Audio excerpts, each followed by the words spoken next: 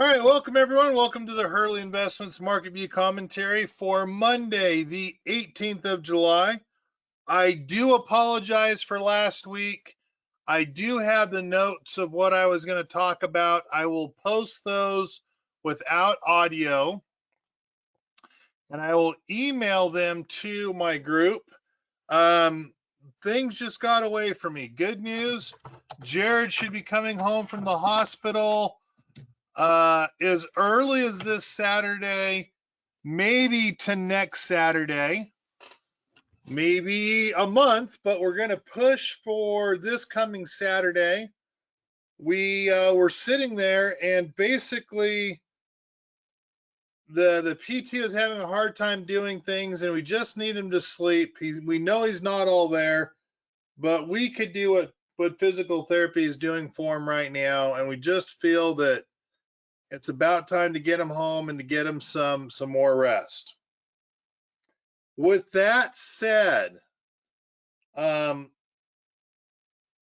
was going to come today, and let me just type this in there because I think it's kind of funny. I was going to come today and put it on record that apparently I was wrong on the market direction. We had an up week last week. We had an up week, and I thought, man, you know what? Maybe I have it wrong. My thought process is maybe I have it wrong. Kind of neat though. Today just solidified it all over again. I really thought I had the market wrong until today, right? And today we're down what? We're down negative 0.84. I'm pretty sure that's what I saw. Yep, 0.84. And I was worried because we started adding some protection last week. And our protection last week, I was thinking, man, maybe I've screwed up. But when we have a down day of negative 0.84, yet we have an up day of 185,000, I feel like we're doing something right. I feel like we've got some things in place that are going to help us out. And the fact of the matter, even though last week was an up week, it brought me to the realization that maybe things aren't as bad as they seem, right? Or maybe the cycles are happening so fast that got to get my cords already. Maybe our cycles are happening so fast that you have to look at the market even a little bit quicker or a little bit nimbler for what we are looking at or what we're going to be doing. We still have the Fed rate hike, right? We still have supply, I want to say restraints, but that's not the word. We still have supply chain constraints. Come on, just fix it for me the way it's supposed to. China still is shutting down. Europe still in a recession. recessionary economy is the best way to say it. They're not necessarily in a recession, but it's something you have to keep in mind, right? Ukraine and Russia still at war. And I'm going to throw a couple other things in here, right? Oil still above 100. Could last week have happened because oil came down from 130 to 96? Possibly, right? Possibly.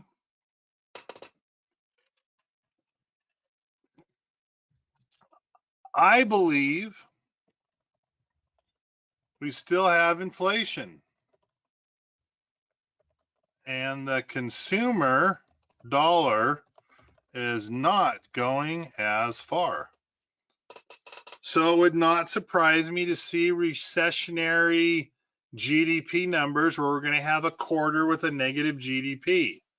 I do not believe we're going to have a recession. I don't see us having negative GDP the last quarter because we're a gluttonous group of people. With that said, I'm angry. And my anger is set to a certain group of people. And I find it very frustrating. Very frustrating as to some things that are happening. So let me go ahead. I'm going to state the obvious for the first one. Jim Cramer has a new S&P 500 show acceptance. I don't know what it was. If anyone knows, they can type it in here.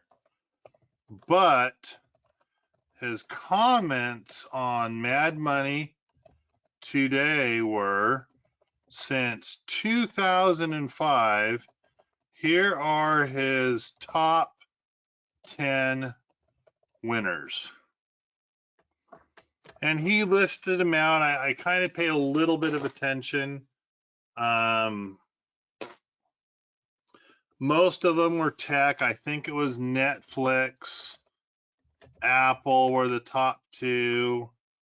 Amazon was in there. I mean, and he was stating since 2005, they were up 10,000, well, I should just say thousands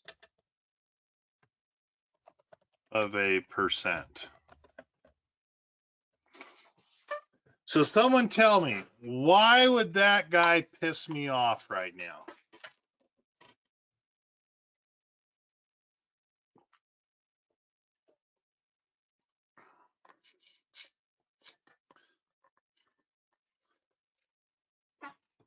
And I think it's a simple comment. I love a couple of these. And number one, did he mention his failures? No, and he should have. And there are two of you that said that. I love he's always correct with hindsight. He can always go back and tell you what he should have done. Correct. But here's what really, really pissed me off about this.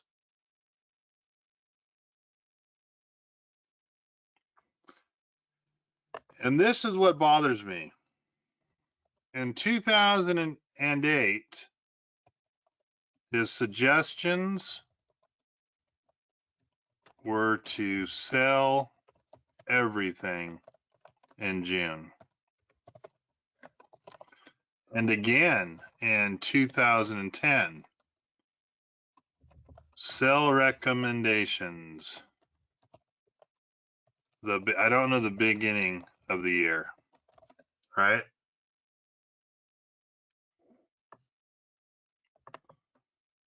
He basically had already told you, sell it all. You got to get out. Sell, sell, sell. And the funny thing is, he basically missed the bottom by a couple percent. And he did the same thing in 2010. Shocking. Shocking. Local firm here in Salt Lake City.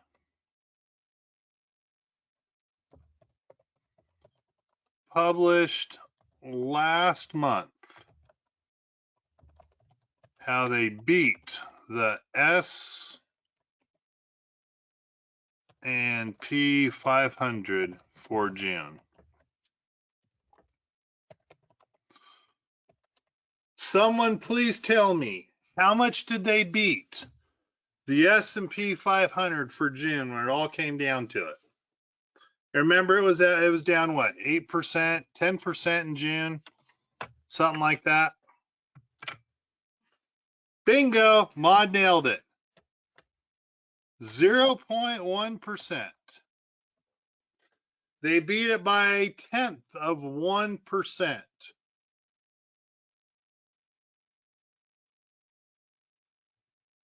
And they published that.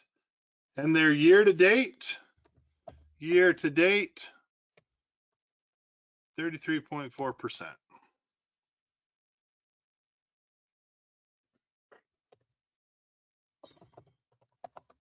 Denver firm. The Denver firm is, pretty sure it's Park Avenue.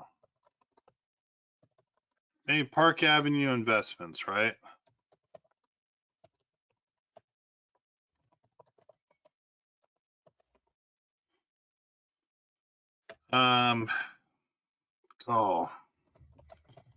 Sold their services on easy to contact, willing to work with you, always beat the market.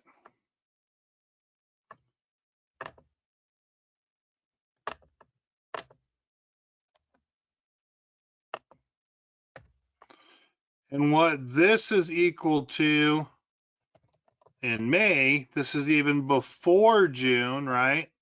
In May, down 26.5%. Won't sell, obvious losers, even though requested by portfolio owner. And of course, never are available to talk. Last but not least, Denver. And I don't know exactly, but we use artificial intelligence to buy and sell your securities with 99.9% accuracy for trend recognition. And this is the hilarious one, right?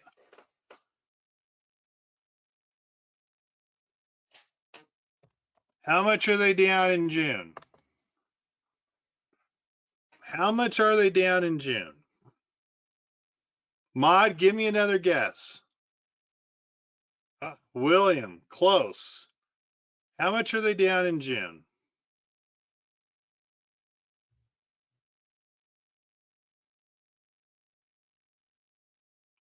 Lance, that is not correct. So we've got a couple 25s and a 30. Come on, guys. This is artificial intelligence, which means they crunch all these numbers and use trend technology. Ooh, I see a 5%. There we go. I'm giving it to Mary. The women are on fire tonight. Close enough, Mary. Mary missed it by 1%. Down 40% year to date. Las Vegas firm. We are cashing in losers for tax purposes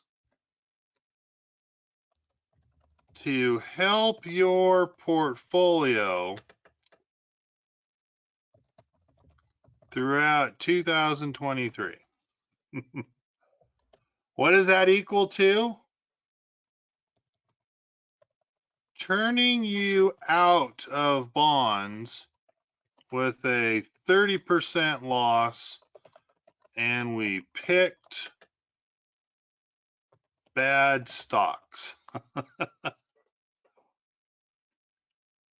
I am frustrated. I am frustrated because people come to me and it's like, you know what? How you doing? Well, fact of the matter is we had a transition, we moved, and I've got ranges for people. And some of my ranges don't look good. But it's shocking how I'm seeming to be punished for some integrity and some honesty.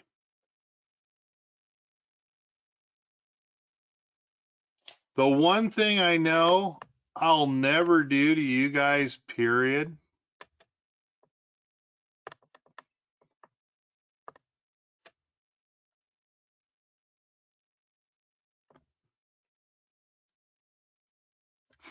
Hurley Investments will never go from 25 billion to 167 million. Your portfolios won't go through these type of losses. They won't just disappear. There are times when the collar trade will take longer than expected to work and run its course. But your money won't just disappear. Yes, I'm picking on cryptocurrency. Pissed me off today. Hey, Dan, how is your cryptocurrency? I'm killing it. I'm just doing amazing. Really? Dan, could you tell me what are you in? What are you in that is just killing it right now? Well, I've got a lot of Bitcoin. That's all I needed to hear. I was like, really? And you're killing it in Bitcoin? Oh yeah, I'm killing it. I was like, Dan, Bitcoin's been chopped by 2/3. It's no longer at 60,000. It's like 22,000. Oh, well, I've got the Stellar Lumens is one I remember. Dan, it's at 11 cents. It's no longer at $1. What was the other one? Wrote it down. Not Dogecoin. Tribe. I've got Tribe. And I'm like, really? You've got Tribe? Yep. Bought it at like $1.25. And I know it went up to at least $1.33, $1.34. Really? Hold on a second. Damn, Dan. Tribe, like an Indian tribe, a tribe of people? Yep. Well, it's at 15 cents. Ah, Hurley, you're just an a-hole. You hate cryptocurrency. It's like, dude, you're killing it. The first one you told me is down 66%. The last one you just told me, Tribe, is down 90%. Sorry, I don't understand. Well, are you making money? I said, no, obviously the market's down. But I've got something in place that makes up some of the downward movement. Yes, we have to wait for stocks to come back, but I'm adding more shares to dollar cost average. We're more cash heavy right now. And the neat thing is we're more cash heavy with the same amount of stocks you had in December of last year because we've taken profits on those puts. Dan, I don't have to lie about my investments.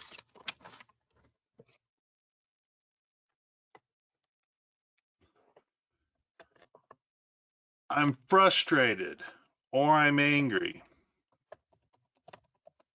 Because if you lie, cheat,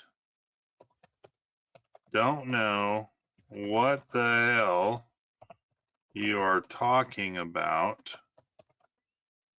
I no longer have the time to hear it. And I feel punished for being honest and showing a little integrity.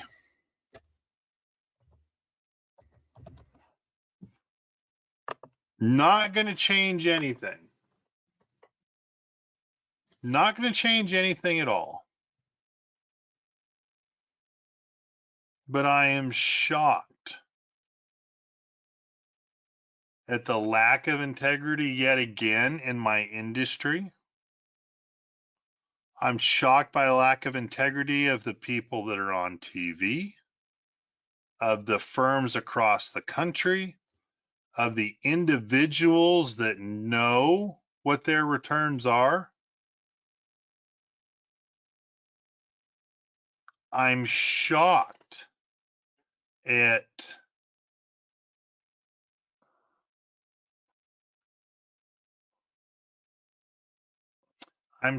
that there's a gimmick. And I'm even more shocked that people buy into it. All artificial intelligence is a collection of data. We've talked about the stock market being a live, breathing animal, right? I like to think the stock market's a teenager, right? If the stock market is a teenager, why do we think some algorithm is going to predict a teenager's behavior? Their brain's not built yet. It's not mature enough. It's just garbage. It's just absolute garbage. So, as some of you have asked me about some of these other firms, or we've talked about them, I'm going to keep with the collar trading methodology. I'm going to tell you it's going to pay off hand over fist. I'm going to tell you on days like today, yet again, 185,000 to the upside on a 0.84 down day. These are the days we're looking for. These are the days when things are are changing and are different. These are the days when things start to come back. We're going to look really, really smart. This is where we're looking to be. Can I tell you when it's going to come back? I can't. Was I prepared to eat crow today and say, hey, I might have got it wrong? I did, but we went up to test the 50-day and we hit it and we fell down pretty hard. It was 650 points round trip today on the Dow Jones Industrial Average. If I can just grab a tool here,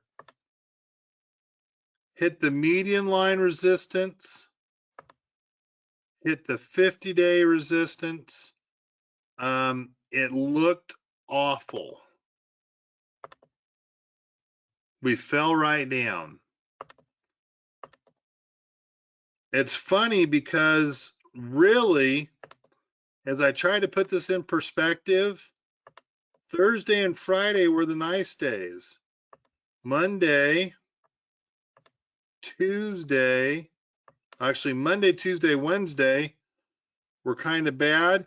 We basically finished right where we started the week on the Dow. It really bothered me all week long to look at our returns last week, but to see, hey, we're there. The S&P, very similar. Resistance, it hit it. And last week we had Friday, Thursday, Wednesday, yeah. Last week, the S&P was down for the week. And here I was worried I'd missed it. I'm doing something wrong for you guys. How the hell did I miss it when I've got like 6 hours to 8 hours a night to just consume information? Hit, came back down. Same thing with the NASDAQ. We're probably going to test some of these lower numbers again. And what I realize comes down to this. I didn't miss it. I'm just realistic in what the markets and our portfolios are doing. I'm not lying. I'm not making up results. I'm not talking about our one stock that's up for the year. I'm putting it all together, and it shocked me as I was going through last week and just going, man, I've got to admit to these people, I'm just not there. Yet I went through what real returns were elsewhere and could see, you know what? Not correct. Not correct at all. Things aren't being the way that they're supposed to be.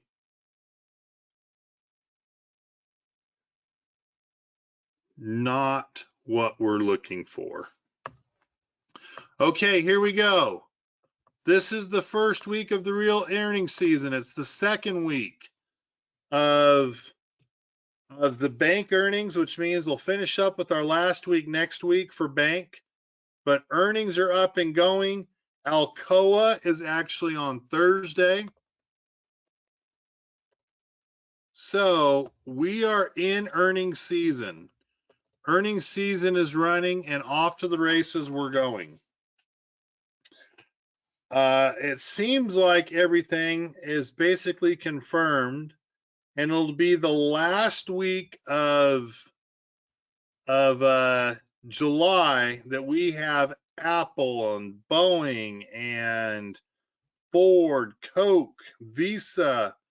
Those are going to be the week of some big earnings. Then we have the first week with Under Armour, CVS, second week of August, we'll have Baidu and Disney. But we're running through our earnings. Ours will really be, our core holdings will be next week and the couple weeks after. That'll be our 3 weeks of our core holdings and their earnings.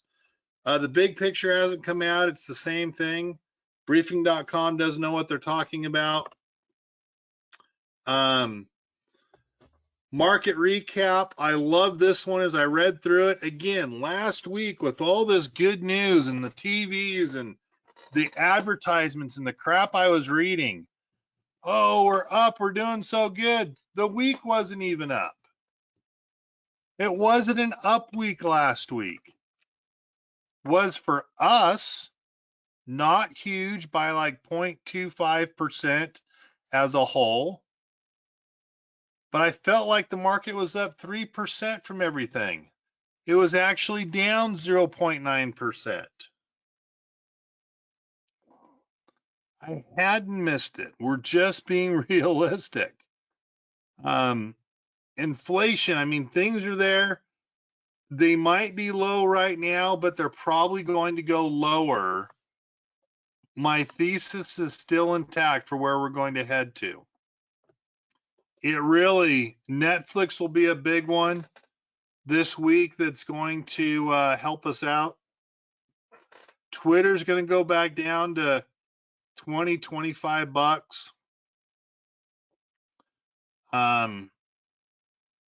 Amazing Goldman Sachs was up, to believe it or not.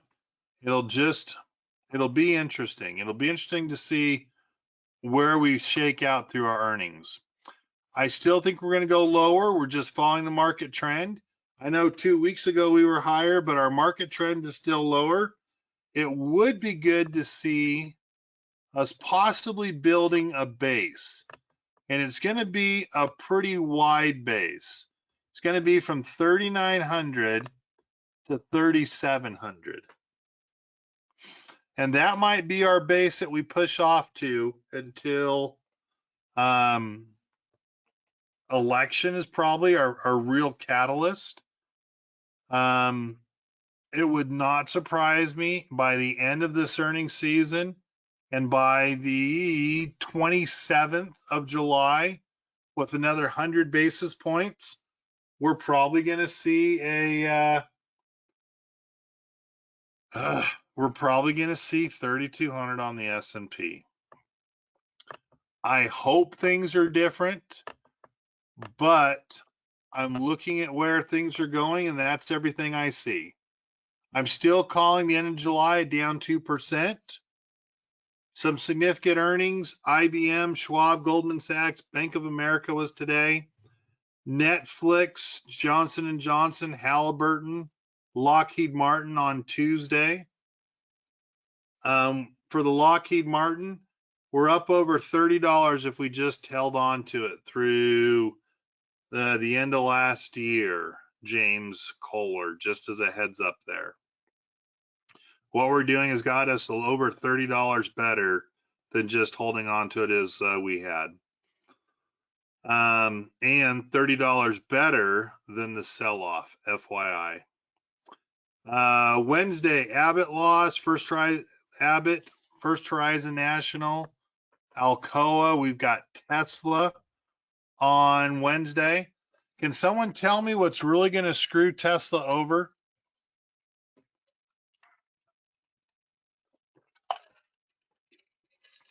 Out of curiosity, we talked about this 3 months ago.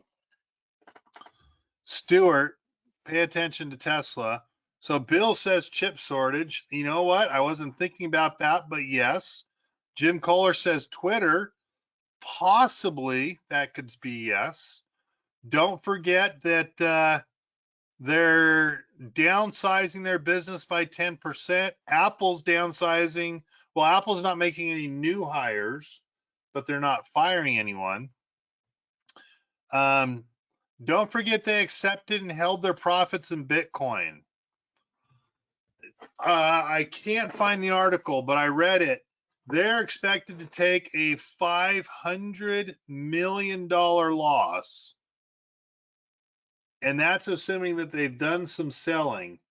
but a $500 million loss on the Bitcoin value that they were holding and receiving for purchases of their cars.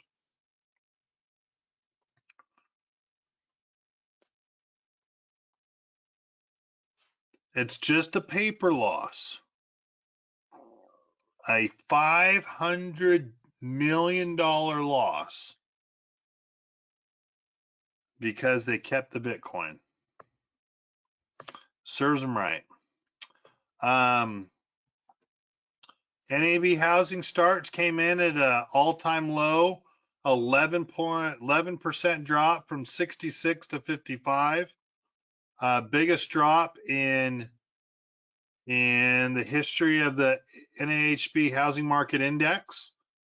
People are not spending money on houses apparently. It'll be interesting to see. That tells us existing home sales, housing starts will probably be down. Something to keep in mind. I have some interesting articles.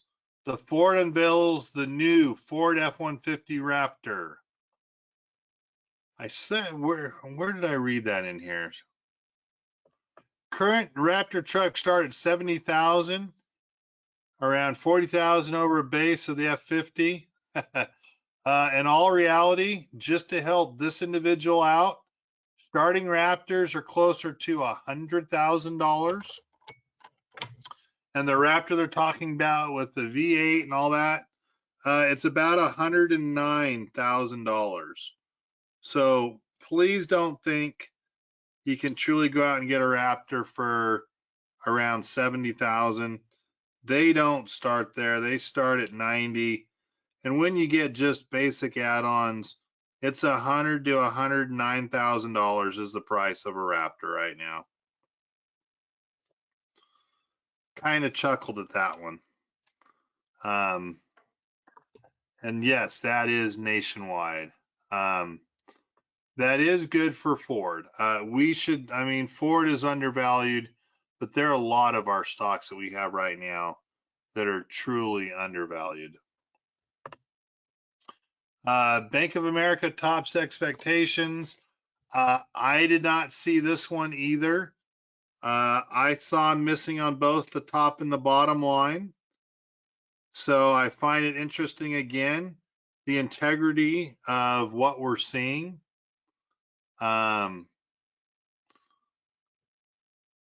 Basically, banks in general are setting money aside for the expectation of defaults on loans. Well, if you take that in, they beat it. Well, they didn't beat it. Their profit dropped from 73 cents a share. To put that it was 78 cents adjusted, it's adjusted. It's adjusted for a reason.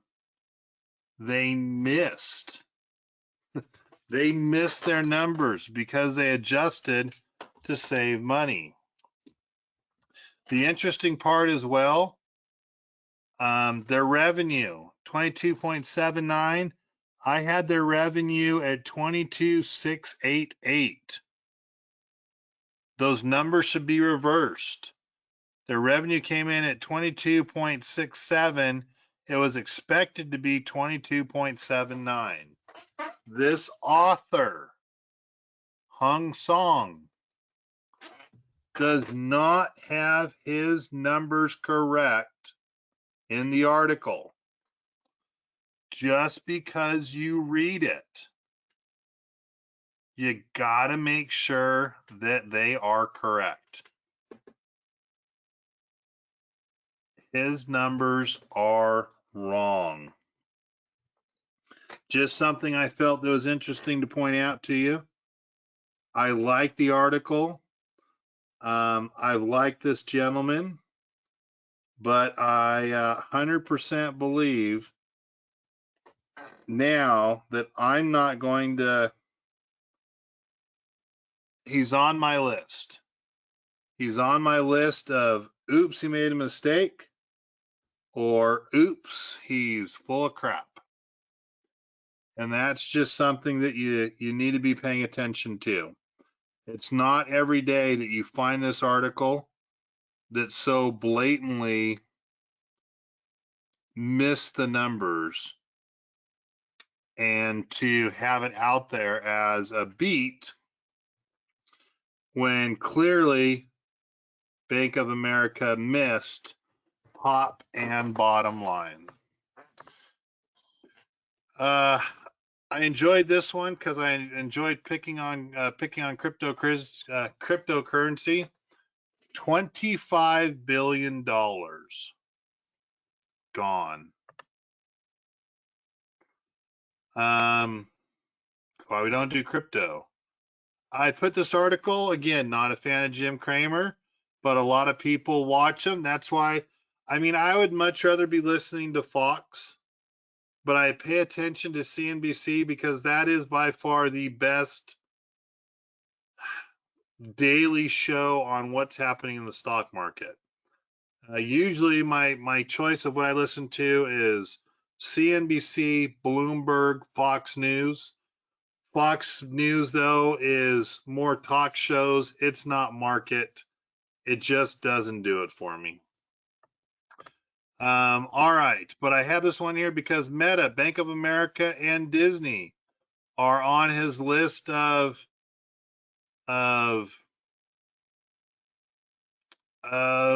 stocks that are his must-buy list.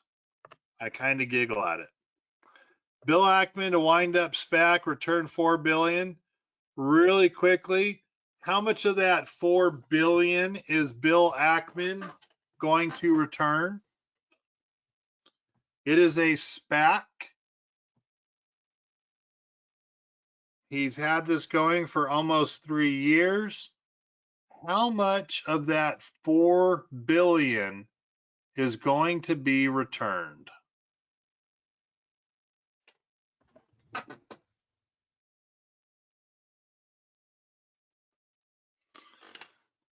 Someone give me a guess. All of it. Lance, that is incorrect. How much of that $4 billion that is held for about 3 years is going to be returned?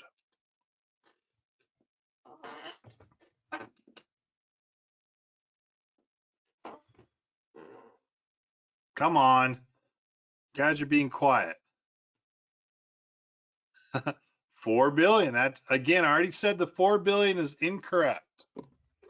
How much of the 4 billion is going to be returned to investors?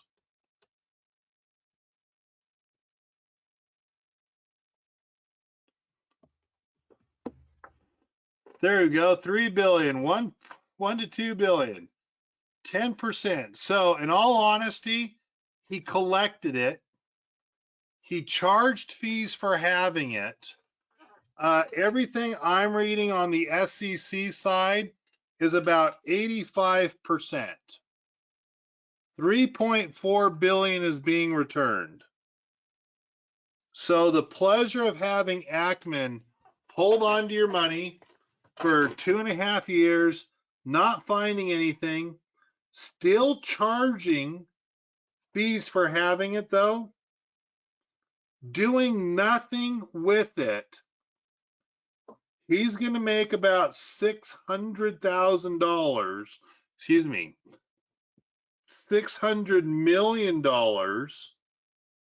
for holding on and doing his services that amounted to, hey, there was nothing special service that I could buy that made sense. All my research, all my guys that we did this with, blah, blah, blah, blah, blah. 85% roughly is getting returned, which means 600 million was spent on a SPAC for him to decide there's not really a good purchase at this time. $600 million to do nothing. I, once again, am super frustrated. I don't know if I'd rather have someone say, hey, I blew it. I know he's blown it before with what, gold? I would feel more comfortable with someone saying, you know what? I blew it. I put you into gold. It did not work like it was supposed to. I guessed wrong. Everything I see through the SEC, 3.4, like $1 billion is being returned. $600 million for him to decide that there was nothing investable over the last 2.5, almost 3 years. Ask me if I feel like maybe I'm in the wrong business. I think I need to go into the SPAC business, right? Pay me 5% a year to do nothing but hold your money, to decide there's nothing for me to put you in. What a business. Unbelievable. 10 billion to zero. So I guess that's 35 billion now in cryptocurrency funds. Don't forget, it's blockchain. It's the way of the future. This is how we're all going to have money and everything. Well, there's 35 billion that's gone.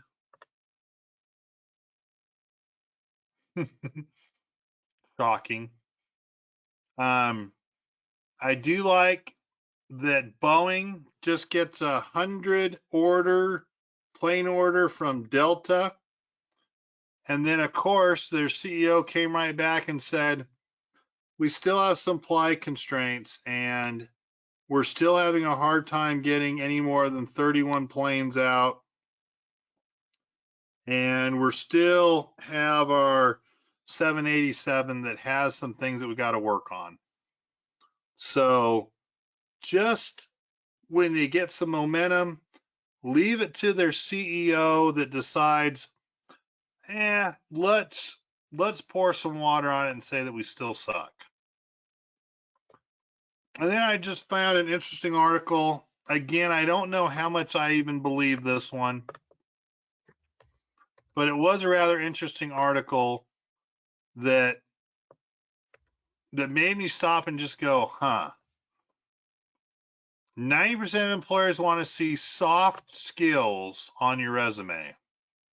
So if I was going to hire someone,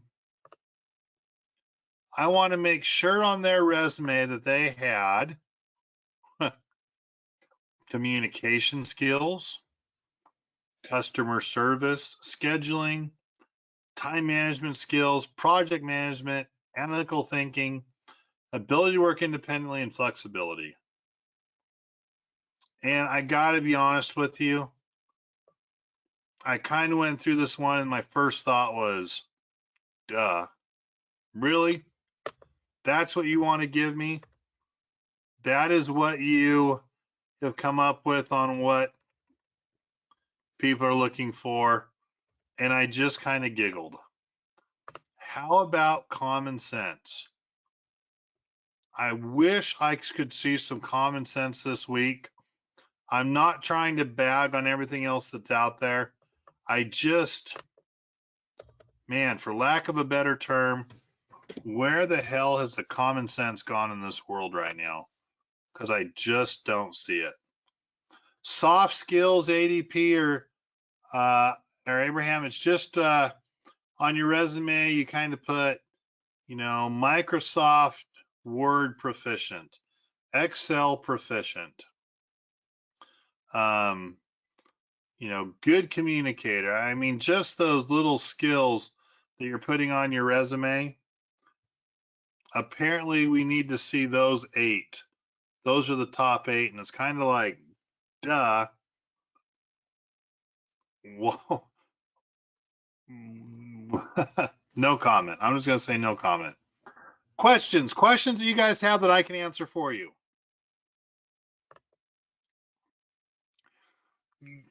So Lance, that's a good question. I almost want to get ticked off at you for asking it, but that's not fair. What's my point today? So Kevin, you shared all this with us. What is my point today? So here's my point today. Do your own research and test your assumptions against real numbers.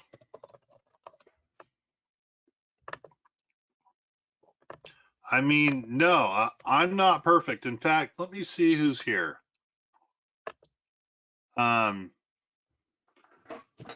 I'm looking through the people here, Jim Bosserman was one that joined me. Maybe the worst time for our core holdings. And Jim should have a bone to pick with me. Bosserman should be like, you know what, Kevin? What the hell? Everything you've put me in has gone down. We're kind of picking up some shares, but we're not.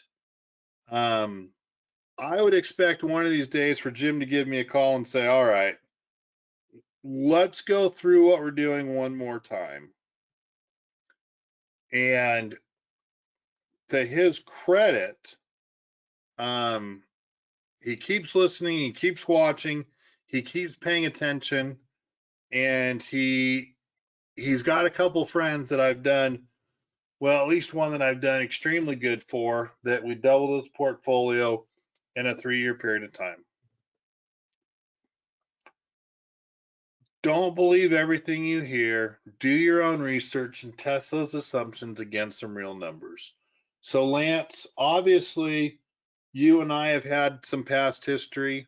I am glad you're back and you've learned the hard way. So I get it. Can I share? Not real portfolio numbers, but can I share? Yeah. So Lance and I were done. And usually when someone leaves, I'm not looking to bring them back. And what, 11 months lapse, 50% gone, right? 11 months, 50% disappeared. And all I'm saying, if there was truly something out there that gave you those returns that are too good to be true, it's because they're too good to be true.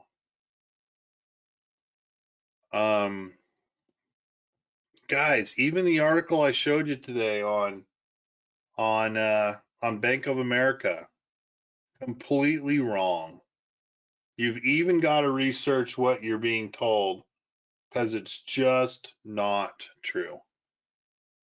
So I guess that's my point, Lance.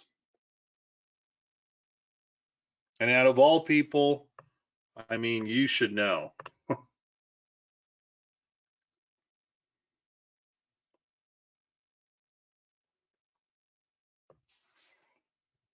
Left me for 11 months and it only came back with 50% of what we had.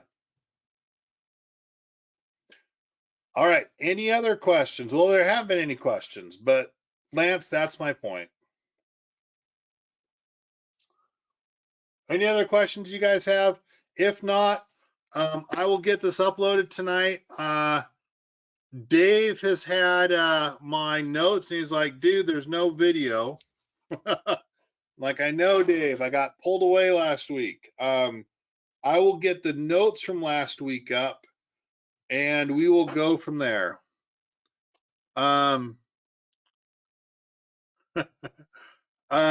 Interesting comment. The world has lost their marbles and they're rolling down the drain. What are your thoughts on Goldman Sachs? Goldman Sachs made really good money on investment capital, which was supposed to not be good. So the reason why Goldman Sachs numbers came up really good was because they did the best job churning people out of their bond funds. Most bonds have lost 30% in the last year. Now, if you hold on to them for the 10-year period of time, you'll get your $1,000 back. But that $1,000 a year ago only paid you 1%. It now pays you 3.5% today. So what happens? Well, if it's a 10-year bond that's only paying 1%, the new ones are paying 3.5%. You paid $1,000 to get into it. 3.5% times 9 years left. That bond you paid basically $1,000 for last year. Today is only worth about $700. It's actually probably $685. And so what Goldman Sachs has done, they have done an excellent job of churning people out of their fixed income investments. And if I was to put you guys in a bond fund, I make like 7%. The problem is any bond I put you in today is probably going to pay twice as much a year from now, which means any bonds that you're getting a 3.5% return on today that you pay $1,000 par value to buy that bond will only be worth $690 to $700 a year from now, which means you can stay in that bond for the 10-year period of time and get your $1,000 back that you paid. Or some dummy like me, that's not me, will tell you, hey, we need to get you into a bond that'll pay you twice as much money. And they'll take a loss of 30% on your bonds that you purchased this year. And they will go ahead and they will put you into new bonds that'll pay you 7% sometime next year, but at the expense of booking a 30% loss for you. That's how bonds kind of even out. In fact, maybe on Thursday, I'll work with Keeve and we'll go through how bonds equalize them out and why it's so scary for all those people that have been in bonds the last year. I'll make that be our Thursday, 10 a.m. Mountain Standard Time review on how bond equilibrium works and why people are getting churned out a lot of their bonds right now. Renee, did that answer your question?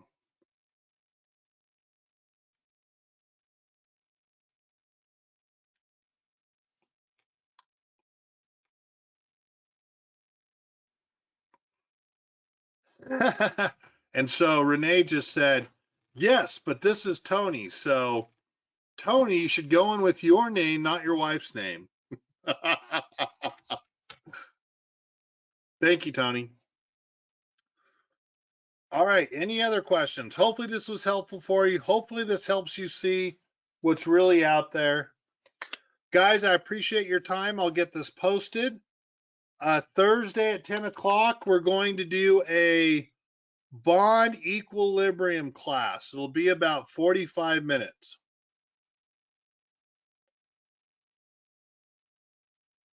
Interesting. All right. All right, guys. Hey, have a good one. I'll talk to you later. Bye-bye.